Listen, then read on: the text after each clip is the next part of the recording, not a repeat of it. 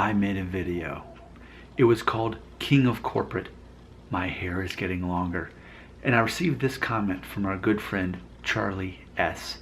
He had this to say, quote, "Since it's Super Bowl week, have you seen Julian Edelman's ridiculously huge beard? It's unbelievable. Going by your beard hair loss correlation, I expect him to be a Norwood 5, but that's not the case. Your thoughts," end quote.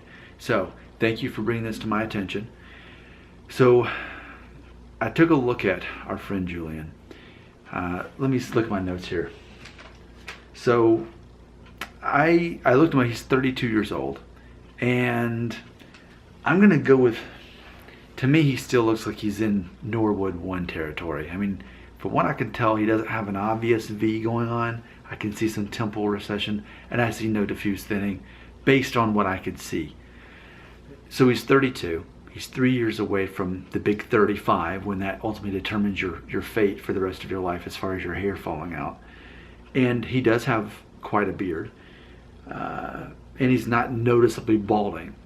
So what does this do to my hair loss theories?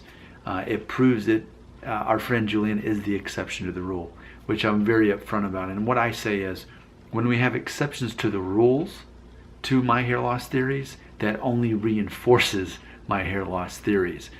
There are always going to be exceptions, and I'm not even worried about them. I'm worried about, or I'm not worried, I'm focused on the 6 or 7 or 8 times out of 10 that my theories are accurate, not when they're not. I know that I can think of plenty of exceptions. Men who are at least 35 or pushing 35 or beyond have amazing beards, no noticeable hair loss at all. There are plenty of exceptions to the rule. But what I teach on my channel is that for the most part, an obvious, predictable concept that you're going to see with men who are balding early, like in their teens, 20s, typically they were the first to be able to grow beards. And remember, the beard thing is after age 18. So in theory, we can have someone who is 32 years old, can grow an amazing beard, but couldn't grow it until he was 18 or older. Now, I don't know how he would ever know this. He would have to be watching the video, which he will not be. But if Julian himself were to confirm at what point he could grow a full connected beard, for me it was 16, maybe 17. It was before age 18. Based on my own theory, I would say our friend Julian didn't have a full connected beard until more like 19, 20, 21. And what I want to be very clear about in my beard theory here is that it's not this concept that necessarily the sooner you can grow a full beard, the sooner you're going to go bald. It's not like that. It's not a gradient. It's more of a black or white situation. I'm wearing black and white right now. That was not planned, by the way. It's a black or white situation. Either you grew a full connected beard before your 18th birthday, and therefore when you are 35, you're going to look in the mirror and say, yep, I'm noticeably balding, and I will continue balding the rest of my life if I'm not bald already.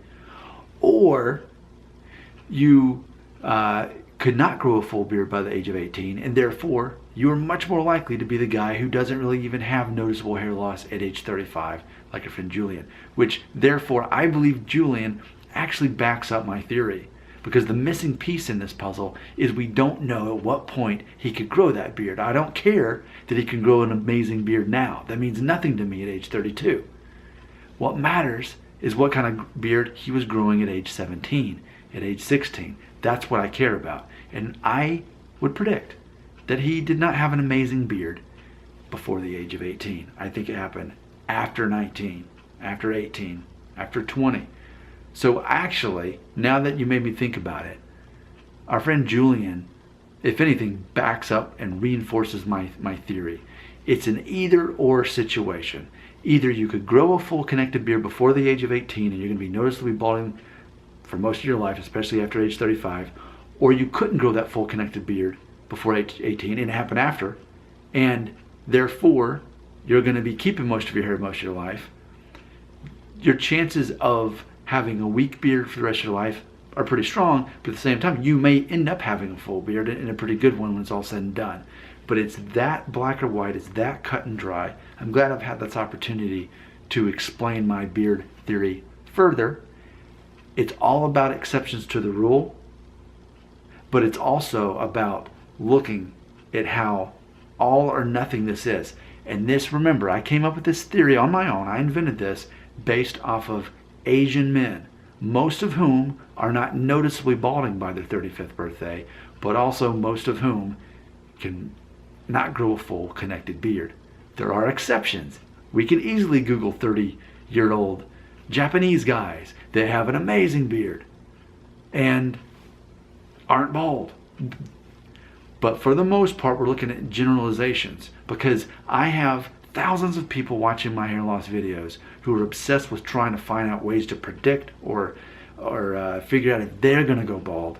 And I think my beard theory is one of the best things that exist out there, and no one else is claiming this but me. So either I'm dead wrong and it's a bunch of garbage, or I'm actually onto something here. So let's determine, is this all garbage, or am I actually onto something? Your comments belong right here.